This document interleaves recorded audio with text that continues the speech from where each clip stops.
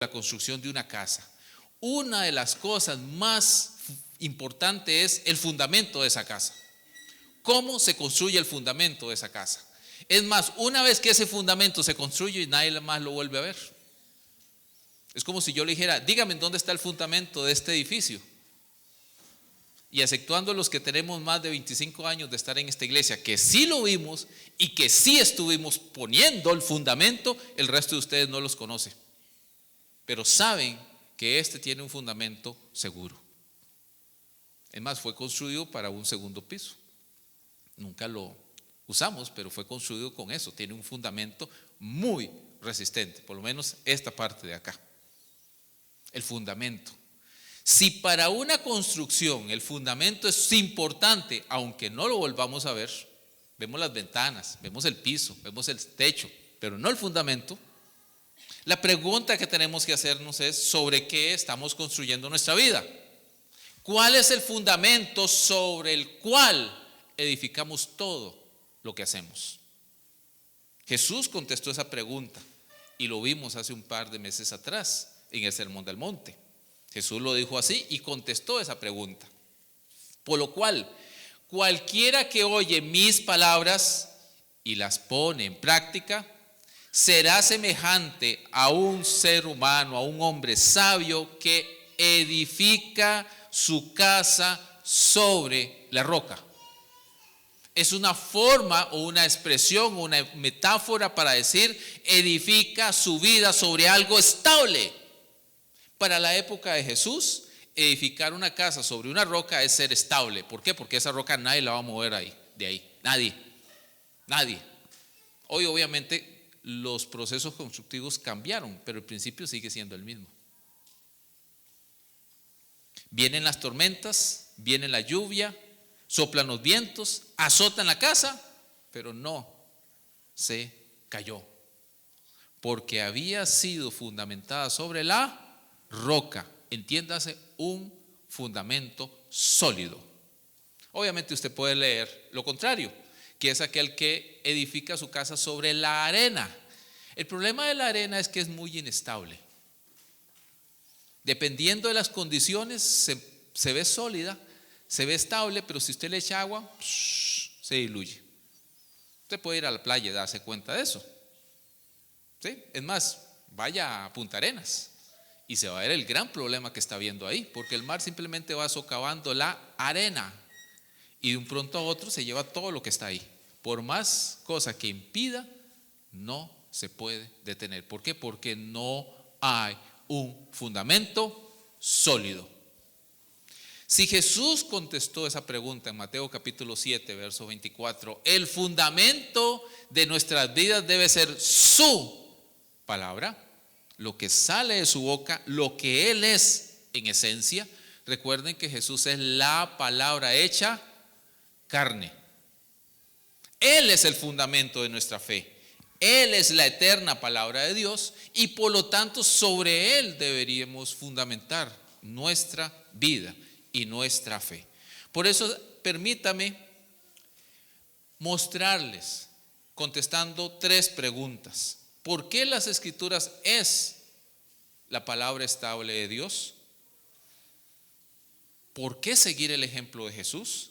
¿Y cómo permanecer hoy en la palabra? 3 preguntas en torno a las Escrituras como el fundamento de nuestra fe. ¿Por qué? Número 1, permanecer en la palabra. ¿Será realmente las Escrituras un fundamento? ¿Tendremos en esta?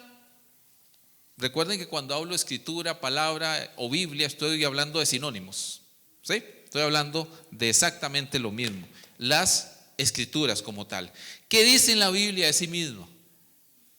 Hay un principio bíblico o un principio de interpretación bíblica que dice que la Biblia se interpreta a sí mismo. Sí, eso es un principio que seguimos todos los que estudiamos la Biblia. Si estoy estudiando este pasaje, tengo que preguntarme qué otro pasaje me ayuda a entenderlo. La Biblia se interpreta a sí misma, no me necesita a mí, ni usted me necesita a mí. Usted lo que necesita es la Biblia y la guía del Espíritu Santo para entenderla. La Biblia se interpreta a sí misma. ¿Qué dice la Biblia de sí misma? Sería una muy interesante pregunta. Podríamos aquí sentarnos y hablar domingo tras domingo durante varios meses y no acabamos. Así que yo voy a simplificarlo por asuntos de tiempo. Y voy a mencionar varios textos que muy probablemente usted o los anota, porque no creo que nos dé tiempo de irnos a revisar, pero sí para extraer algo de ese texto. El primero está en el libro de Josué capítulo 1.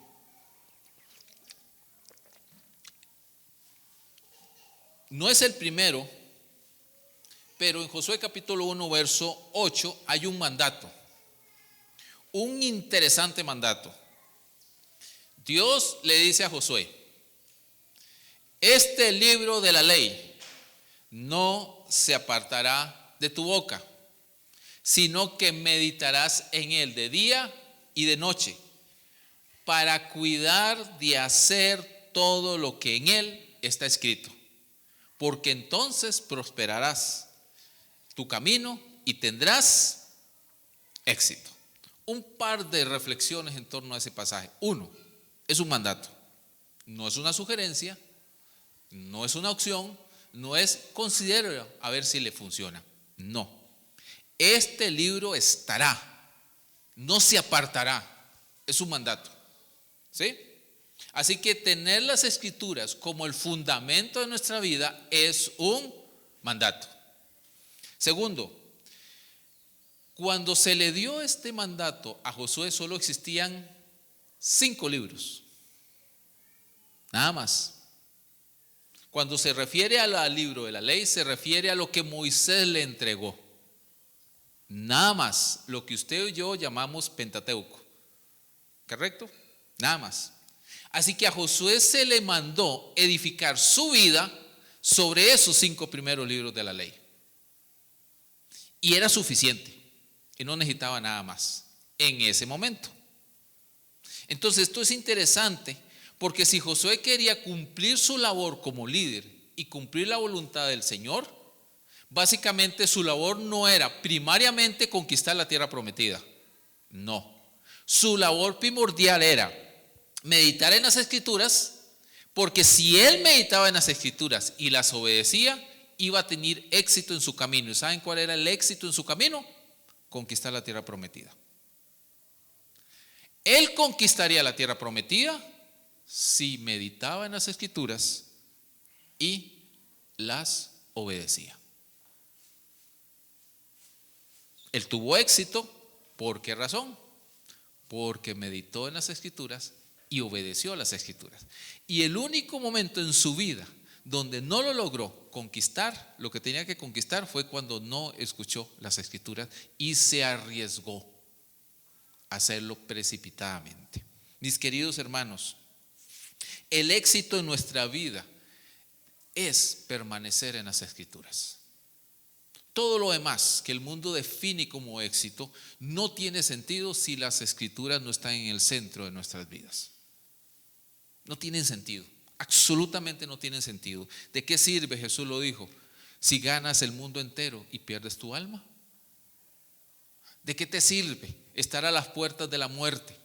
No te vas a llevar el dinero, no te vas a llevar la fama. Al otro lado de la eternidad eso no vale nada. Absolutamente nada, ni títulos, ni nada de eso. Vale ante la muerte. ¿Qué vale? Una vida centrada en la palabra. Cuando estés en eternidad con Dios, hazte la pregunta: ¿qué crees que Dios va a hablar contigo? ¿De cuánto dinero ganaste? ¿De si lograste tener un buen trabajo o no? ¿Si viviste en esta vida muchos años? Te aseguro que no. Te aseguro que Dios de lo que va a hablar es de su palabra, de su voluntad y de Cristo Jesús. Empecemos ahora a hacerlo en las Escrituras. ¿Significa que no importa trabajo, que no importa estudios, que no importa una profesión? No.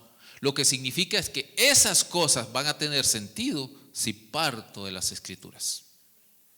¿Ok? Claro, a mí me interesa, tengo que mantener una familia, tengo que trabajar duro, pero mi trabajo se debe a las Escrituras. Inicio mis trabajos diarios, trabajo todos los días sabiendo que es Dios quien me guía. de que hago lo que hago, lo hago para la gloria de Dios. De que lo primero que hago es Dios bendice el trabajo de este día y estas fuentes que tú me has dado, pues mi confianza está puesta en ti. No en un jefe, no en un salario, no en algo de esta tierra, en ti que usas esas cosas. Es simplemente un asunto de enfoque diferente. Yo no trabajo para una universidad. Yo trabajo para Dios, quien me permite servir en una universidad, en mi caso. Es un asunto de enfoque. ¿Quién es el que manda? Mi vida está puesta en las Escrituras, medito en ella. Segundo pasaje, Salmo 119, verso 89. Me encantaría mencionar más cosas, pero dejémoslo hasta ahí. El Salmo 119, el capítulo más largo de las Escrituras, ¿sí? Es un hermoso salmo que tiene una serie de curiosidades poéticas. Hermosísimo. Está estructurado ese salmo de una manera hermosa, sumamente hermosa. Es el más largo, por cierto. Está estructurado en Salmo 119. Está estructurado en 8 versos. Cada 8 versos, los que tienen, dependiendo de la versión que usted tenga, no sé cuál versión. Si es Reina Valera, va a ver que al principio dice Aleph, Bet. Y usted dice, ¿y esa cosa qué es? Bueno, ese es el nombre del alebeto o el alfabeto hebreo. ¿Por qué? Porque en hebreo, cada una de esas 8 primeras líneas inicia con esa letra en hebreo. Eso es como que usted hiciera un poema en español donde cada estrofa iniciara con A 8 veces. Las siguientes 8 estrofas con B. Es como un acróstico, creo que es el término que se utiliza en español. Pues ese es un acróstico, pero en hebreo. Solo que no lo notamos en español porque se pierde eso, ¿sí? Y está en grupos de 8. Y son 22 grupos. ¿Por qué? Porque en hebreo son 22 letras las que existen en hebreo. Un salmo hermosamente estructurado. Bueno, ese era un comercial. No es mi intención hacer un estudio del salmo. El Salmo 119, el verso 89. Nada más, verso 89. Yo le recomiendo leerlo. Hay bastante lectura ahí que hacer de ese salmo. Dice: para siempre, oh Jehová, permanece tu palabra en los cielos. De una manera hermosa y poética, el salmista está diciendo: si el cielo es estable, si el cielo es permanente, si el cielo está ahí, tu palabra es más que eso. No hay cosa más estable que ver el cielo. Lo han visto generación de generación de generación desde que fue creado, y lo van a seguir viendo generación de generación hasta la eternidad, porque va a haber un cielo nuevo, va a haber un cielo nuevo y una tierra nueva. Así que va a haber cielo en la eternidad, no sé cómo, pero dice que va a haber un cielo nuevo, y hasta ahí no sé más, pero va a estar ahí. La palabra de Dios es tan permanente como el cielo. Wow, ha permanecido a los siglos. No ha habido libro más quemado, más perseguido y más amado y odiado que la Biblia. No ha existido un libro más vendido y más traducido a más idiomas que la Biblia. Y es el libro que más hoy se detesta. Usted puede hablar de Sócrates y todo el mundo le va a aplaudir. Wow, genial, Sócrates, aleluya. Bueno, no dicen eso, ¿verdad? Pero si usted menciona la Biblia, le dice: no, la Biblia no es seguro. No hay evidencia de que eso sea la Biblia. Perdón. De Sócrates, de sus textos, que por cierto, entre el momento en que Sócrates escribió y cuando hay el primer registro de sus escritos han pasado casi 2000 años. Y de escritos originales hay un par de centenas. ¿Ok? De la Biblia originales escritas en el idioma original, el del Nuevo Testamento, hay 22,000 textos. 22,000. Y el más antiguo del momento en que se escribió el Nuevo Testamento son 150 a 200 años de diferencia. Perdón, pero cuando yo hago ese análisis científico y estadístico, me suena que hay más probabilidad de que la Biblia sea más segura y fidedigna que Sócrates. Qué pena. Pero hablemos de esa manera y les voy a decir, la Biblia es segura y fidedigna. No ha sido cambiada como algunos argumentan. La Biblia es permanente. Amén. Los cielos cuentan la gloria de Dios y el firmamento anuncia las obras de sus manos. El Salmo 119, verso 1. Ahí hay una declaración del testimonio perenne de las Escrituras. Creo que estos textos han sido suficientes. Puedo seguir, pero ha sido suficiente para decir, ¿hemos de confiar en las Escrituras? La respuesta es sí. Las Escrituras son estables, permanentes, sí. Su palabra es verdadera y está contenido en las Escrituras. Hace varios siglos atrás, en 1646, un grupo de expertos compusieron una confesión de fe. Y entre una de sus secciones está dedicado a la Biblia. Y quiero rápidamente leerles una parte que resume en esencia lo que deberíamos creer y entender con respecto a las Escrituras. En el capítulo 1 de la parte que dice de las Escrituras reza lo siguiente: aunque la luz de la naturaleza y las obras de creación y providencia manifiestan la bondad, sabiduría y poder de Dios, de tal manera que los hombres quedan sin excusas. O sea, toda la creación muestra la sabiduría, el poder y la bondad de Dios, y nadie puede negarlo. Sin embargo, o sea, la creación no son suficientes para dar aquel conocimiento de Dios y su voluntad necesarias para la salvación. Por lo tanto, le agradó a Dios en varios tiempos y de varias maneras revelarse a sí mismo, y para mayor consuelo y crecimiento y establecimiento de la iglesia contra la corrupción de la carne, la malicia de Satanás y el mundo, le agradó dejar por escrito su voluntad. Por lo cual las santas escrituras son muy necesarias.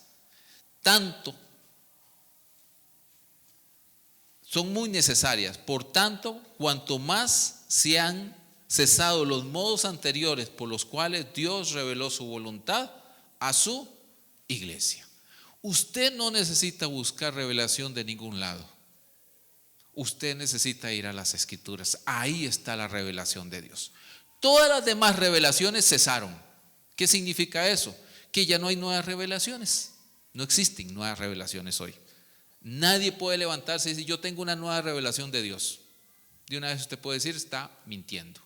La única revelación que existe hoy es las Escrituras. ¿Sabe que usted necesita hoy? La iluminación del Espíritu Santo. Eso sí necesita usted.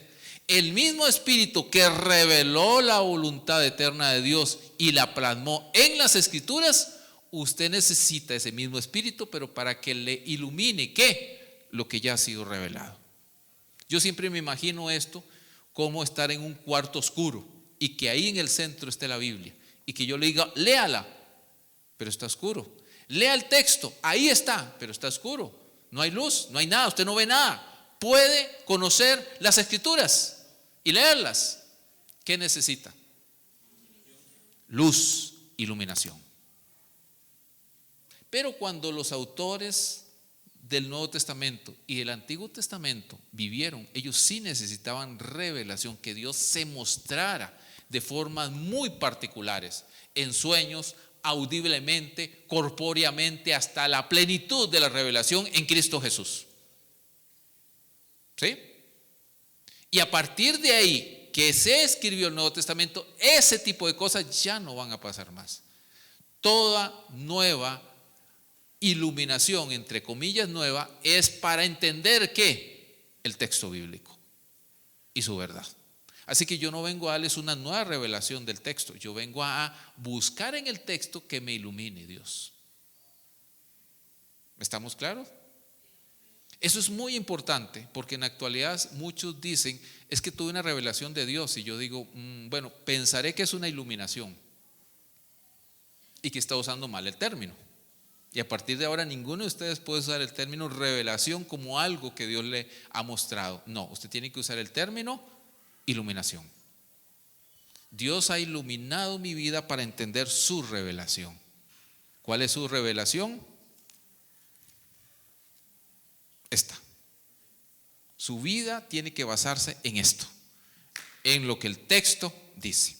Por eso en Juan, que es el texto que leímos, esto era solo poner la base. Jesús mismo basó su vida y su ejemplo en el texto bíblico.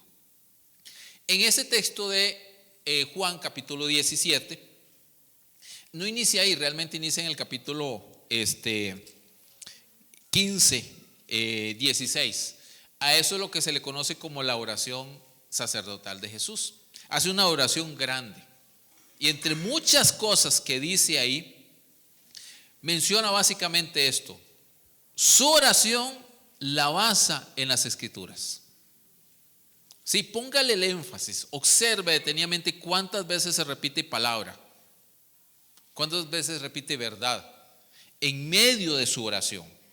Y eso nos permite a nosotros, a partir del verso 16, he manifestado tu nombre a los hombres para que del mundo me diste, tuyos eran y me los diste, y han guardado tu palabra. Y usted empieza a leer y se va a dar cuenta cuánto hay de énfasis en una oración que Jesús está haciendo a Dios el Padre por sus discípulos. Y por cierto, me adelanto, ahí está usted incluido. Es una oración eterna. Es una oración que transfiere el tiempo y el espacio. Lo incluyó usted cuando usted ni siquiera había levantado una oración a Dios, ni siquiera habíamos nacido, y ahí estábamos. Los que hemos de ser salvos en Cristo Jesús estamos incluidos ahí. Y están incluidos los que todavía no han nacido en Cristo y los que no han nacido en existencia también. Así que esta es una oración motivante para compartir el evangelio. ¿Por qué? Porque es una manera de decir, mira, tal vez estás incluido en esta oración. Porque si usted le pone atención, el énfasis está en aquellos que tienen su vida en Cristo, porque aceptan la palabra, porque viven por la palabra, porque establecen su vida sobre la palabra permanente de Dios, permanecen en su palabra. Y Jesús está orando por ellos. Déjeme ver si me recompongo lo que acabo de decir para ver si me comunico mejor. Su oración se basa en la palabra, y su oración es por aquellos que tienen su vida en la palabra.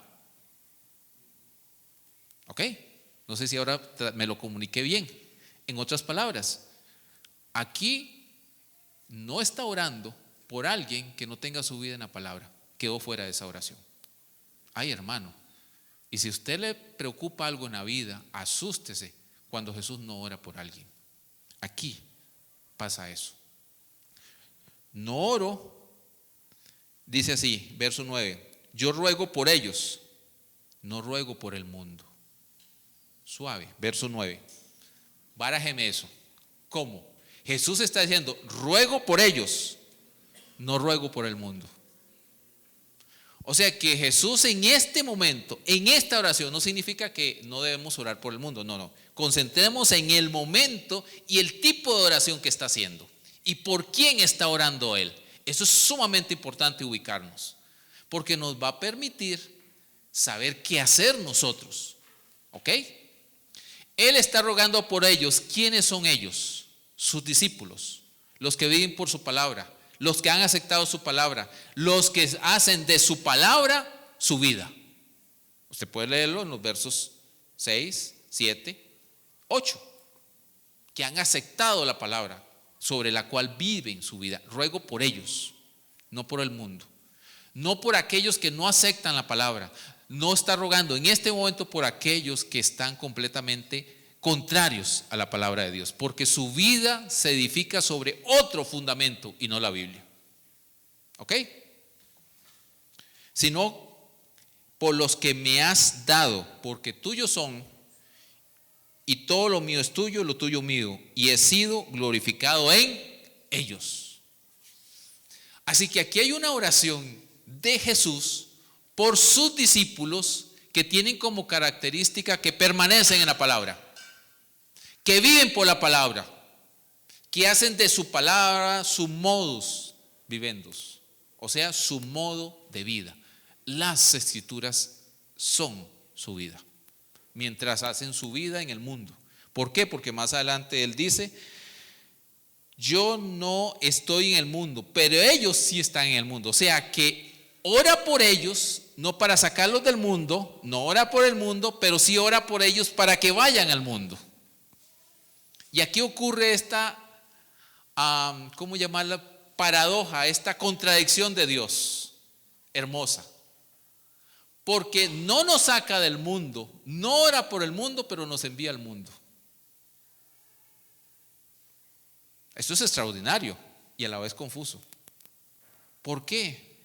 Porque somos nosotros los encargados de ir al mundo y estar en el mundo y hacer un cambio en el mundo. Esa es la diferencia. Pero Él ora por nosotros. Y mis queridos hermanos, si hay algo hermoso es que Dios ore por nosotros. ¿Usted sabía que Dios ora por usted? Bueno, aquí está.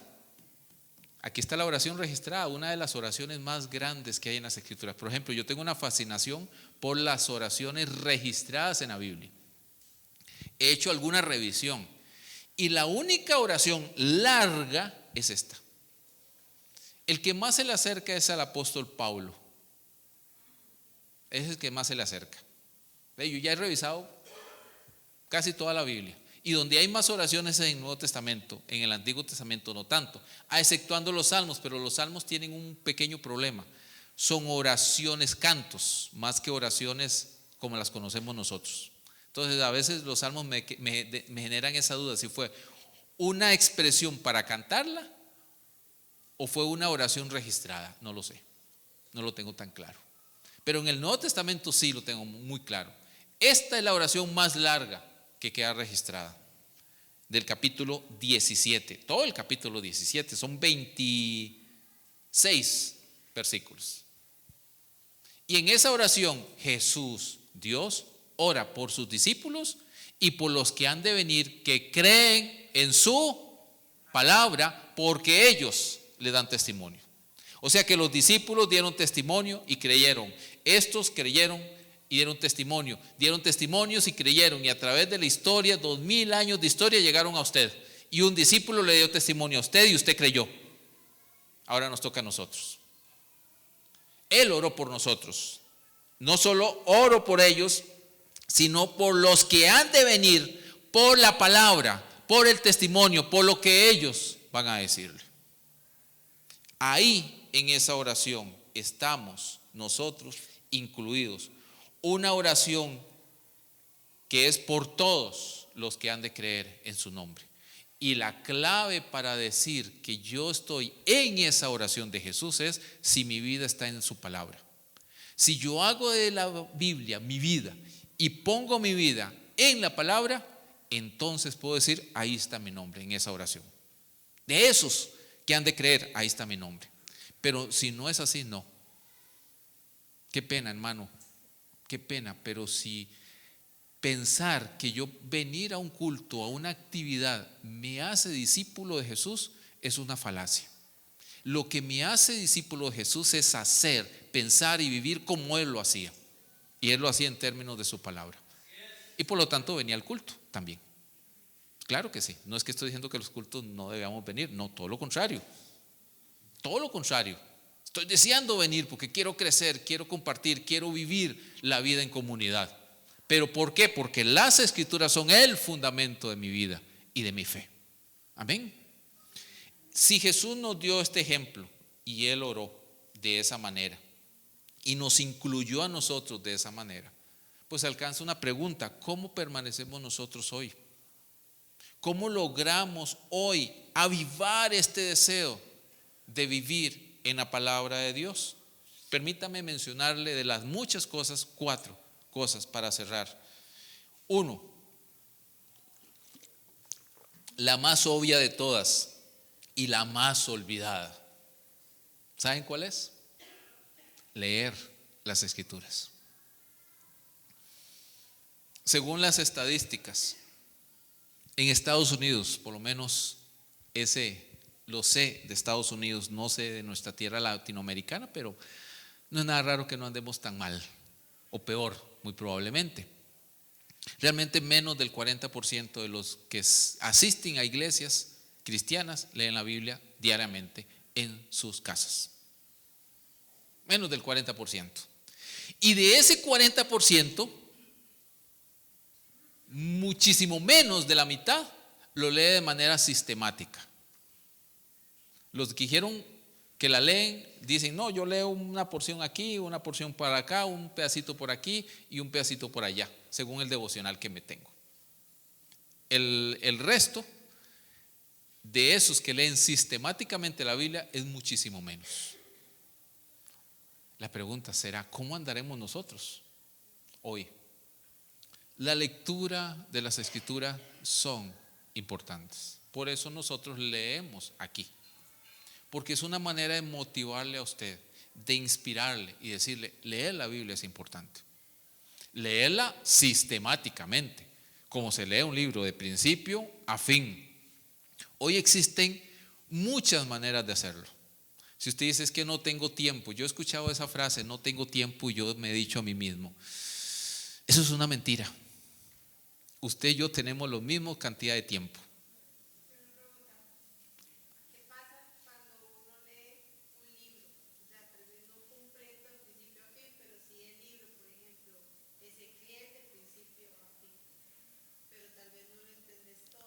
Eso es lo que queremos. La lectura me permite a mí decir: ¿por qué no entiendo? Entonces me viene la curiosidad: necesito entenderla. Entonces ahí es donde busco a alguien o algo o libros o personas que me ayuden a entenderla. Mis queridos hermanos, la peor de las ignorancias es la ignorancia que ignoro que ignoro. O sea, yo no sé lo que dice la Biblia, pero como no lo sé, es una ignorancia. Pero como ignoro que lo sé, vivo feliz de la vida porque no lo sé. Pero cuando sé que ignoro las Escrituras, me preocupo. Es que soy ignorante de la Biblia, no entiendo. Qué bendición, mis queridos hermanos, es que ustedes nos digan: hermanos, mire, nos gustaría que nos expliquen Ezequiel porque no lo entendemos. Aleluya. Y a muchos nos amarramos y ok, vamos a estudiar Ezequiel. Qué difícil, no sé por dónde empezar, pero lo hacemos. No tienen idea lo fascinante que es para algunos de nosotros cuando nos preguntan: mire, es que no entiendo eso. Y yo: aleluya, claro. No, yo tampoco lo entiendo, pero entendámoslo juntos. ¿De dónde viene ese deseo de saber? De saber que no sé. ¿Y cómo sé que no sé? Porque leo. ¿Usted cree, mis queridos hermanos, que yo me sé la Biblia de memoria y que me la sé completa? No, mi hermano. No. Usted y yo estamos en el mismo nivel de querer aprender las Escrituras. ¿Y cómo sé que no sé? Porque la leo. Y hay textos, mis queridos hermanos, difíciles. ¿Y usted cree que porque son difíciles no los leo? No, todo lo contrario, los leo más para ver cómo logro entenderlo. Y pregunto y busco ayuda. Los días lunes aquí están dando un curso de estudio bíblico, y los que están acá pueden darse cuenta que llegamos al curso y salimos del curso diciendo: necesito leer más y entender porque no entiendo. El curso realmente no es para que usted sepa. El curso es para darles herramientas para que vaya a buscarlas en las Escrituras y crecer en ella. Y siempre llegamos al mismo punto: es viva y eficaz. Y cuanto más leo y estudio, más sé que no sé de la Biblia. Y eso es bueno, sí. La meta es un proceso constante de crecimiento en la Biblia. Y ese crecimiento se basa en la lectura.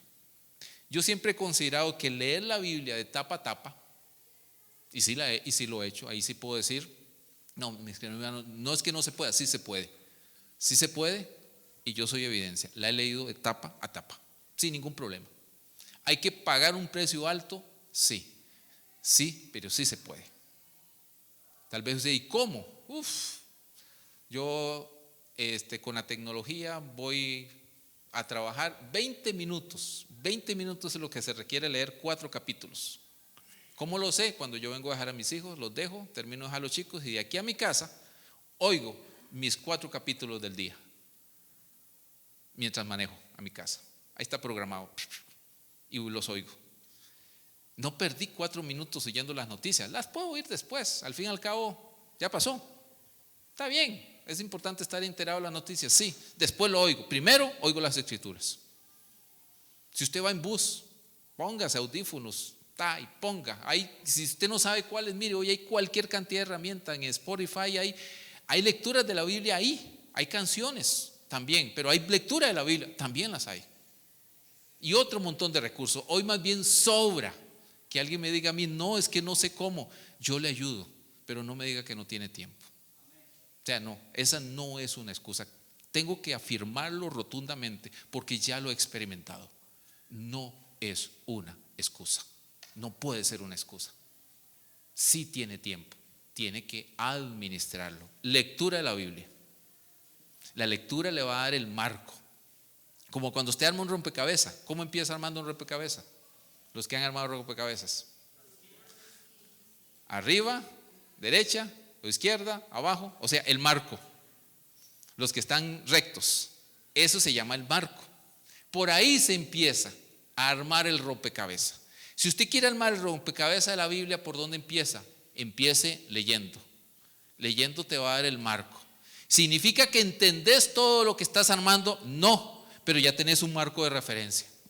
La lectura te va a dar un marco de referencia para entender las escrituras. Primero leo y después voy entendiendo. No leo para entender, no, es que primero leo y en el proceso voy entendiendo. No se desanime si no entienda. La lectura no es para entender, para eso es el estudio bíblico. El estudio bíblico es para entender, el sermón es para entender, la lectura es para tener el marco de referencia. Y sí, usted va a tener que seguir avanzando y leer y leer y leer y leer y volver a releer y volver a releer. Por eso Pablo le dijo a Timoteo, ocúpate en la lectura. Ocúpate en la lectura. La lectura es la base para ir entendiendo. Y usted va a tener toda la eternidad para entender, pero muy probablemente esta vida para leer.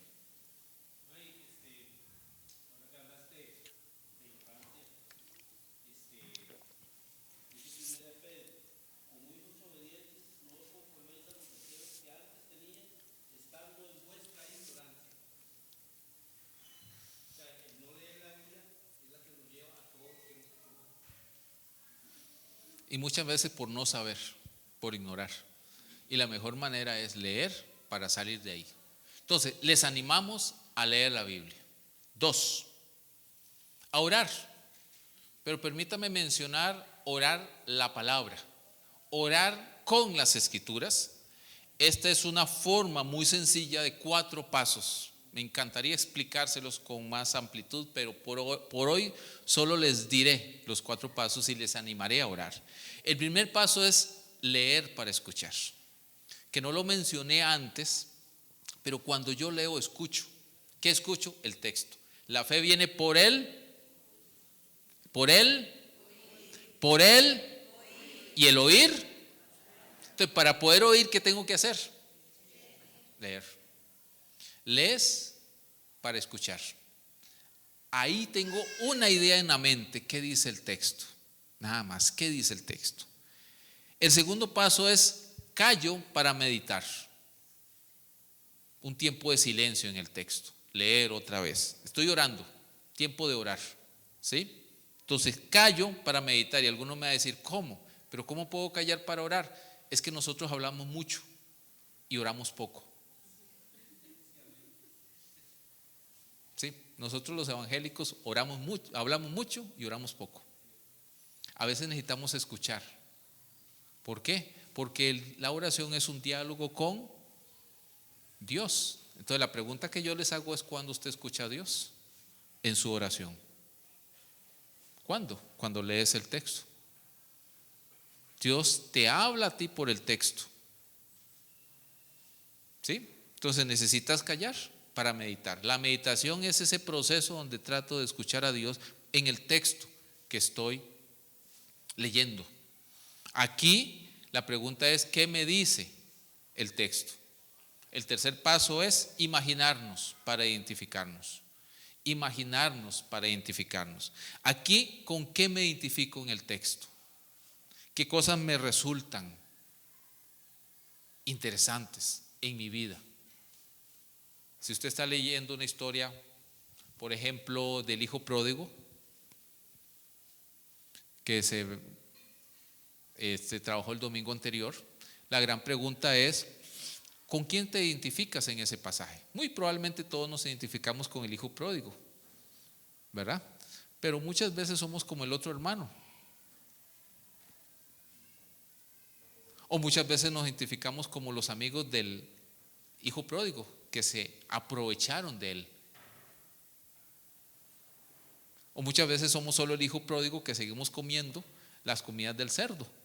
No solo pensamos que no, sino nos quedamos ahí y no queremos por orgullo ir al Padre. ¿Me explico? ¿Qué cosas el texto me resultan identificantes en mi vida o en ese momento particular? Porque puede ser que en otro momento me identifique con otra cosa. Sí, porque hay momentos diferentes. ¿Qué me imagino para identificarme? Y por último, oro para responder. Aquí ya hablo yo a Dios. Y oro con el objetivo de decirle a Dios en qué me comprometo y qué decisiones tomo. De arrepentimiento, de pedir perdón a Dios. Dios, perdóname. Y vean que la petición no es dame, sino es yo me comprometo a ti. Va en otra dirección. Es una oración de respuesta a algo que quiere que Dios haga con mi vida. Es una oración de compromiso con Dios. Ya no es para que Él me dé algo, eso lo podemos poner en otro momento, sino es una oración de compromiso a Dios, de arrepentimiento, de entrega, de hacer algo que el texto me dice que debo hacer. Y eso me lleva a la tercera cosa que debemos hacer con las Escrituras: no solo leerlas, no solo orar, sino obedecerlas. Y el término en sí mismo es más que explicativo.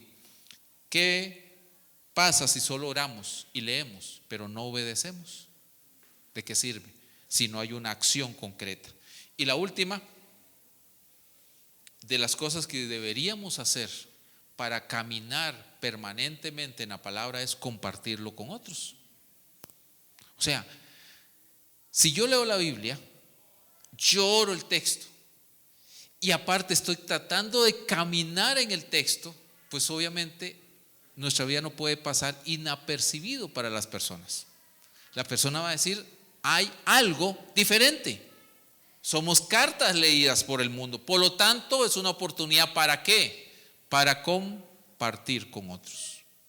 Es decir, estoy orando por ti. Es decir, quiero compartir esto contigo. Es algo que hacer por otros en términos de compartir lo que Dios está transformando en nuestras vidas. Lees el texto, oras el texto, obedeces el texto, compartes el texto. Eso es 4 pasos sencillos, 4 acciones sencillas que te aseguro que te pueden ayudar para permanecer en las Escrituras. Si me puedes decir, ¿y hay más? Sí, muy probablemente sí. Hay mucho más. Pero me parece a mí que con estas 4 podremos hacer un cambio y hacer una diferencia en nuestras vidas. Amén. No quiero ampliarme más, que creo que ha sido suficiente por hoy. Lo veremos en otro momento. Así incline su rostro ahí.